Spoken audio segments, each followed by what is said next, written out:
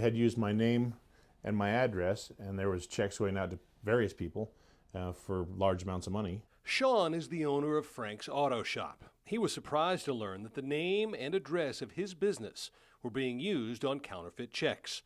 To date, Sean says none of his accounts have been compromised as best he can tell, but he knows the reputation of his business is being compromised. Sometimes they use legitimate company addresses as the return address on the postage that's being sent to different people to make it seem legitimate. Postal inspectors say con artists use fake checks in all sorts of scams. People look up the company and see there is a legitimate company there, but it's all a ruse. The company did not mail the check out.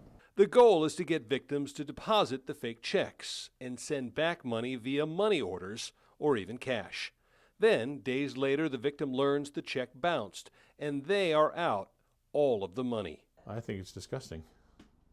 I think it's, at least back in the old days when you got robbed, you knew you got robbed. Sean is learning a valuable lesson about the need to monitor all of his accounts every day. I also look at all of my credit cards closely since I got the call, so that I'm online checking my balance, checking to see what was spent, make sure that I recognize the transactions. In the meantime, postal inspectors are advising consumers to be on the lookout for companies looking to hire people to stuff envelopes with those fake checks. If you've been hired to put checks into envelopes and you're being provided postage, you need to contact the postal inspectors and find out if this is a legitimate job.